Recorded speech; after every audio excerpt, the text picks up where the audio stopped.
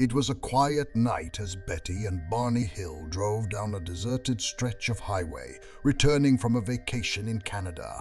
The roads were empty, the stars twinkling overhead in the clear night sky. Everything seemed peaceful until they noticed something unusual.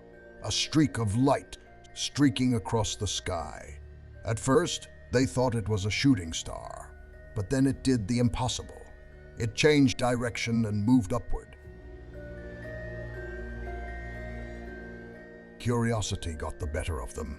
Barney pulled the car to the side of the road, and they both got out, staring at the light. It wasn't a star. It was something much more sinister.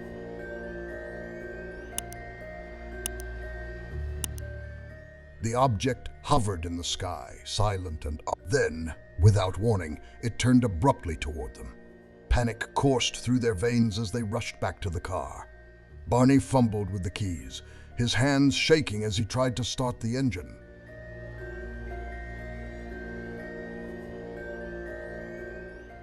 The car roared to life, and they sped down the highway, but something was wrong. The lights went out, and the night became eerily quiet again. They breathed a sigh of relief, thinking the danger was over.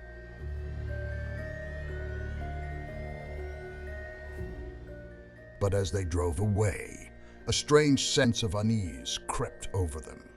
The clock on the dashboard showed they had lost 2 hours, 2 hours they couldn't account for.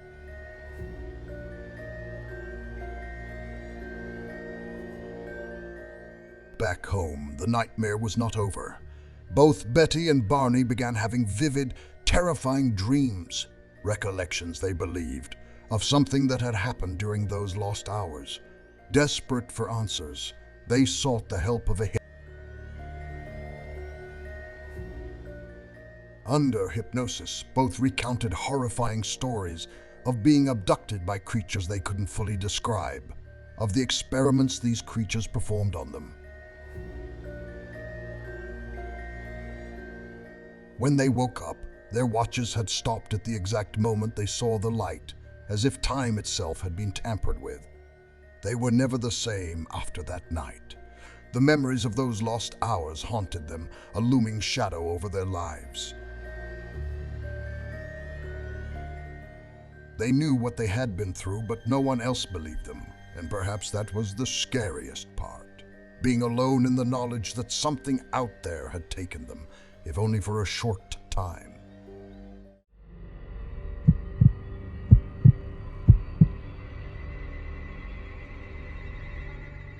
In 2007, Dennis Ayenta began experiencing something inexplicable.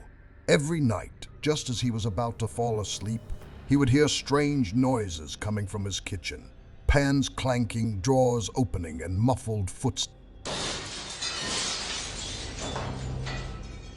Each time, he would get up and search the house, but there was nothing there, just silent, empty rooms and a growing unease.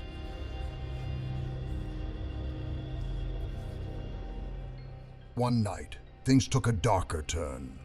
Dennis suddenly woke up, his heart pounding in his chest. He wasn't alone. Standing in the doorway of his bedroom was a figure, tall, thin, with a long, slender head and eyes that seemed to glow faintly in the dark.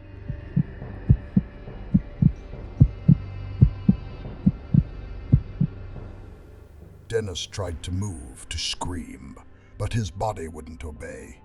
He was paralyzed, trapped in his own bed as the figure stared at him.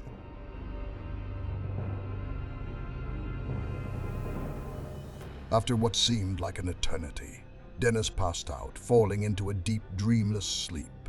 When he awoke the next morning, the figure was gone, but the fear remained. He checked the house, every room, every corner, but found nothing out of the ordinary, except his nerves were taut with fear.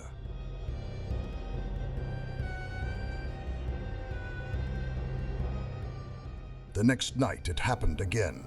This time the figure was closer, its features clearer. Its skin was pale, almost transparent, and its eyes, those glowing eyes, seemed to see right through him.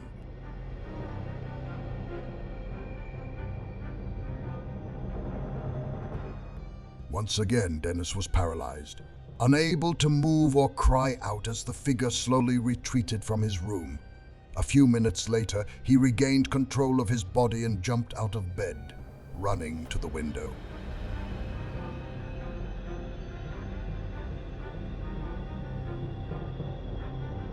Outside in the darkness of the backyard, he saw it. A ship unlike anything he had ever seen before, rising silently into the night sky.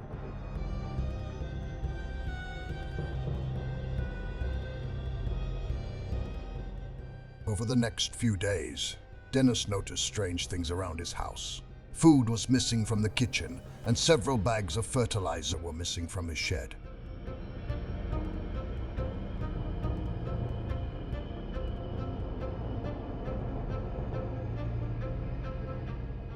But the most disturbing discovery was in his backyard. A large circular indentation in the ground, right where he had seen the spaceship take off. He wasn't the only one who noticed something strange that week.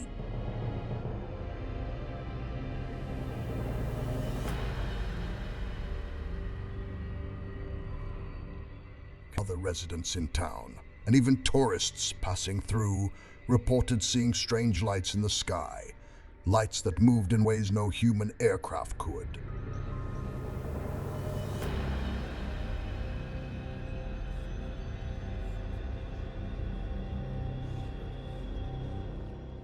Dennis had more questions than answers.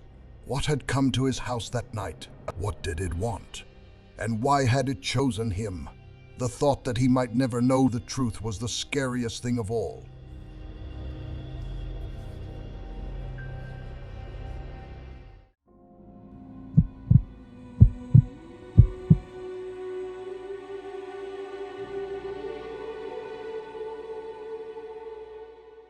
It was a clear, starry night when three women set out for a drive near Stanford, Kentucky. Little did they know that this ordinary evening would turn into the most terrifying experience of their lives.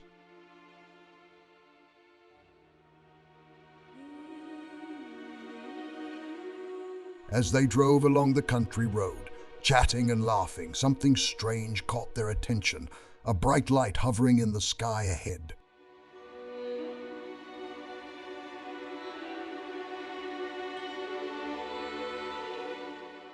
At first, they thought it was a plane, but as they got closer, they realized it was something else entirely. The light was too bright, too unnatural. It did not move like any plane they had ever seen.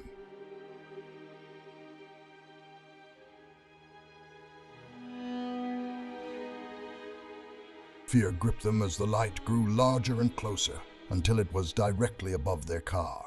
The engine sputtered and died, leaving them stranded on the dark, deserted road.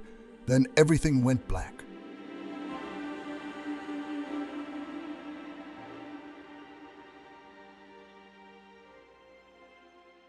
When the women regained consciousness, they were back in their car, but something terrible had happened.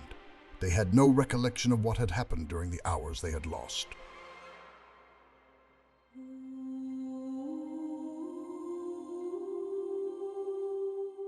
The fear that had gripped them before was now a cold, unshakable fear. They knew, without knowing how, that something had happened to them.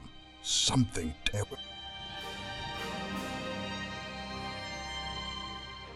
Desperate for answers, they sought the help of a hypnotist. Under hypnosis, each woman recounted the same traumatic story.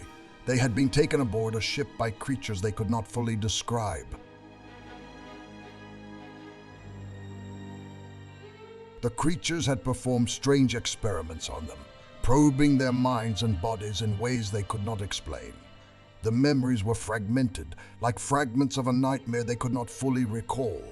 But the fear was real as the day it had happened.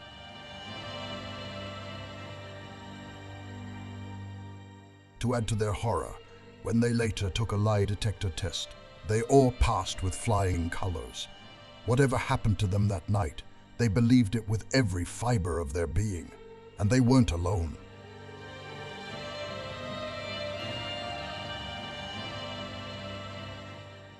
Others in the area reported seeing strange lights in the sky. At the same time, the women were abducted. The truth was out, but it was more terrifying than they could have ever imagined.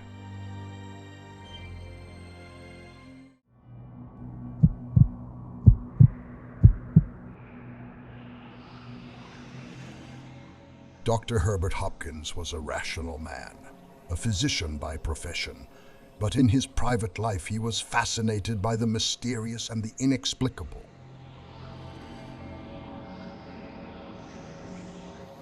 He had been quietly investigating UFO phenomena for years, his scientific mind seeking to unravel the truth behind strange reports, often dismissed by the mainstream. But as his research deepened, he had no idea that it would lead him down a path of no return.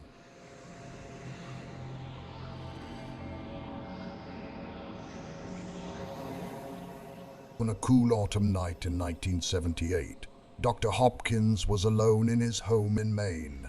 His family was away, and the solitude seemed appropriate to the work he was immersed in.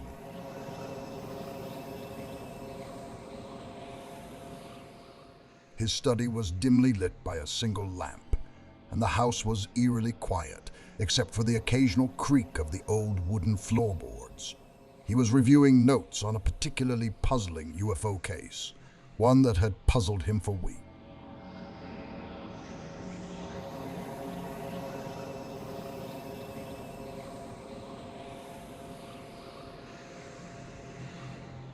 The sudden ring of the telephone broke the silence of the night. Dr. Hopkins glanced at his watch. It was almost 10:30 p.m. Who would be calling at this hour? He hesitantly picked up the phone.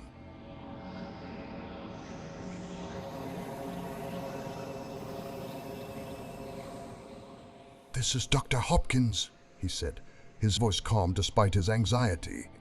The voice on the other end of the line was cold, mechanical, almost inhuman. "Dr. Hopkins, I represent an organization interested in your research. We need to discuss your findings. Do you have a moment?"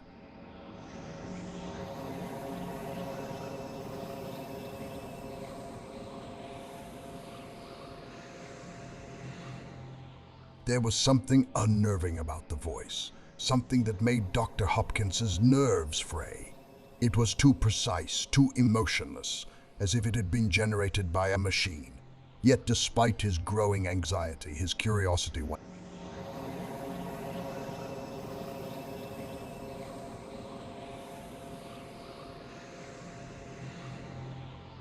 "Yes, I am available," he replied cautiously. "When would you like to meet?" The answer came immediately. "Now."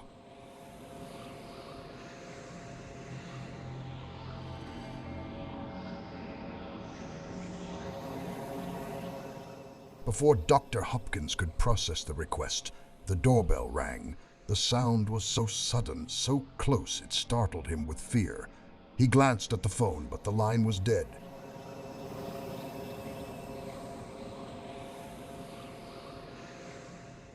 He slowly put the receiver down, his hand shaking. The doorbell rang again, this time more persistently.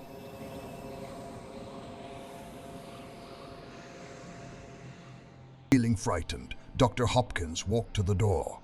Every instinct screamed at him to ignore it, to stay inside, but something compelled him to answer.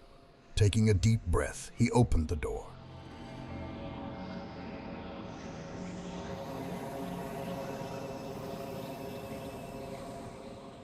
Standing on the porch was a man, if he could call him that. He was unusually tall and thin, dressed in a black suit that seemed to hang loosely on his frame.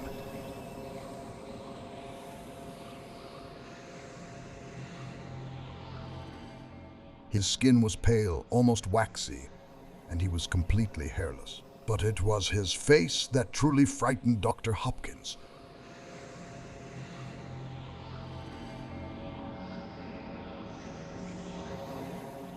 The man had no eyebrows, and his lips were a thin, cruel line, painted bright red, an unnatural contrast to his blank face.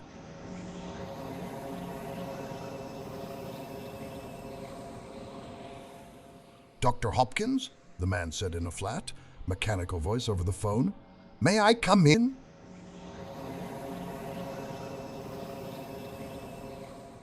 Despite a strong urge to close the door, Dr. Hopkins found himself stepping aside.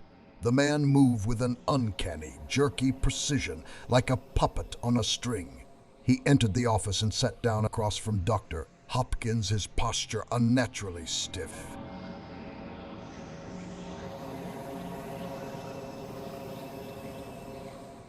"Who are you?" Dr. Hopkins asked, his voice trembling. "I represent an organization interested in your research," the man replied, his tone as emotionless as his eyes.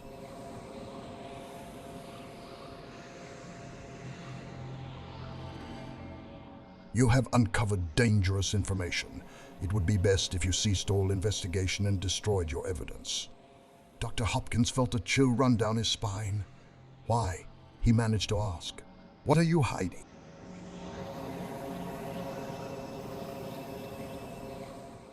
The man did not answer immediately.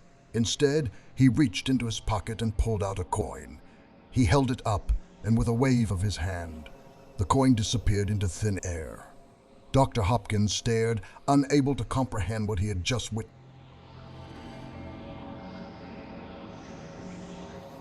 "Doctor, do you understand?" the man asked, his eyes sharp. Dr. Hopkins nodded, fear washing over him. "Yes, I understand."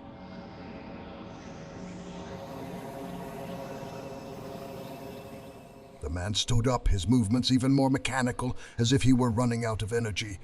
"Destroy everything," he said, his voice barely a whisper. "We're watching."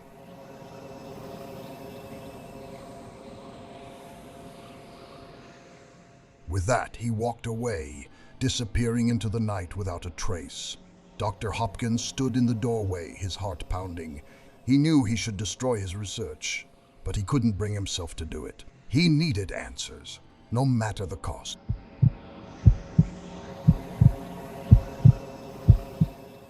But from that night on, Dr. Hopkins was never the same again.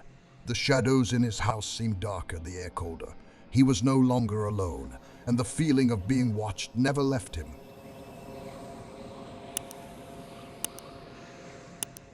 Every night, he dreaded the return of his midnight visitor, the man who was not a man, who had given him a glimpse of something far more terrifying than he had ever imagined.